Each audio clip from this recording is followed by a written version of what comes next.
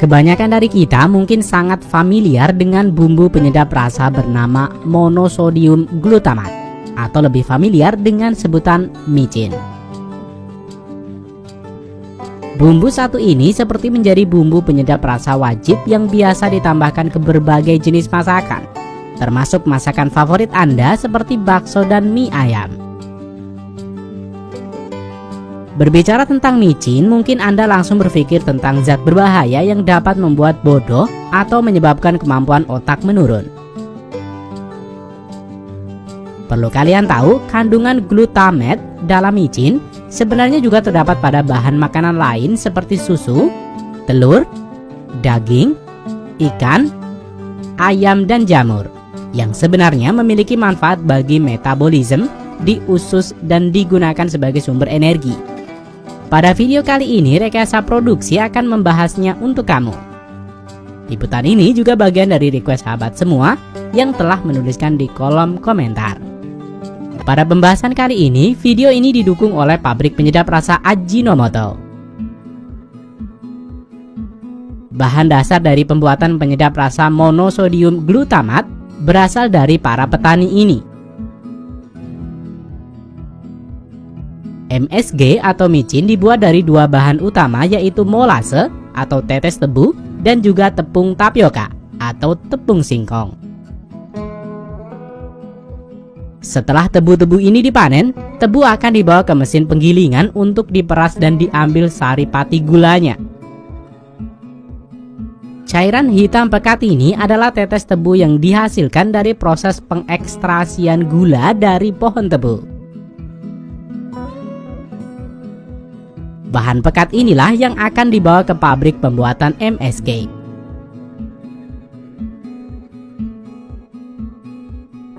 Sementara itu, hasil panen petani singkong akan dibawa ke pabrik pembuatan tepung tapioka untuk dihaluskan dan diambil pati dari tepung singkong.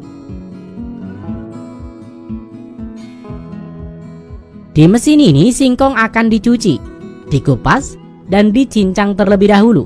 Yang kemudian singkong akan digiling halus dan pulp yang dihasilkan akan dicuci, dipintal, dan sampai campuran utamanya adalah pati dan air murni. Kemudian pati ini akan dikeringkan dan siap untuk dibawa ke pabrik pembuatan MSG. Proses pembuatan MSG dimulai dengan tetes tebu pilihan yang berkualitas, di mana tetesan tebu ini memiliki warna hitam pekat yang sangat kental. Warna hitam ini menandakan kandungan gula pada tetes tebu yang masih tinggi. Kemudian tetes tebu ini akan dicampurkan dengan tepung tapioka dan disalurkan ke proses fermentasi. Fermentasi berlangsung dalam tangki seperti ini. Pertama, bahan dasar yang sudah tercampur disalurkan ke tangki fermentasi, dan kemudian mikroba fermentasi ditambahkan. Campuran ini akan diaduk selama sekitar 2 hari. Dalam tangki ini, mikroba fermentasi akan mengubah gula kompleks menjadi asam glutamat. Mikroba akan terus menghasilkan asam glutamat hingga gula kompleks hilang dari tangki fermentasi. Selanjutnya, asam glutamat dari proses fermentasi akan masuk ke tahap pemekatan, di mana larutan asam glutamat yang dihasilkan dari proses fermentasi kemudian diberi uap panas untuk mengurangi kandungan air di dalam tangki evaporator. Proses ini membuat uap air naik ke tangki bagian atas, sementara asam glutamat yang masih pekat terpisah di tangki bagian bawah. Asam glutamat pekat selanjutnya akan dimurnikan dan dinetralkan dengan cara kristalisasi. Kristal-kristal yang kemudian dipisahkan dan dikeringkan menggunakan mesin pengering bersuhu tinggi.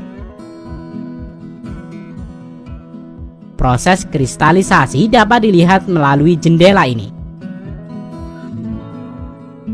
Proses terakhir adalah filterisasi sentrifugal dari kristal.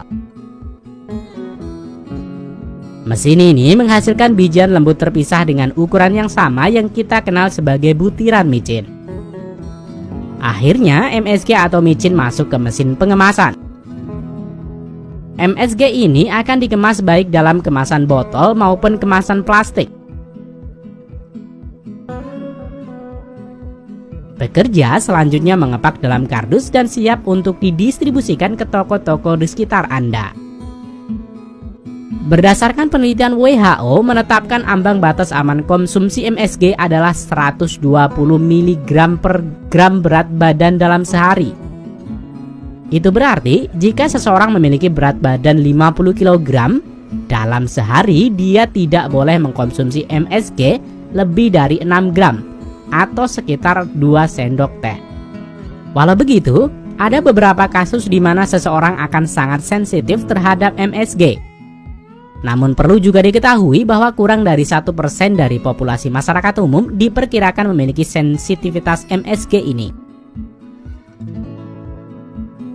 Sebenarnya kondisi ini juga dapat dialami pada makanan tertentu pada orang tertentu, sehingga tidak bisa menjadikan dasar kesimpulan efek yang sama terhadap semua orang.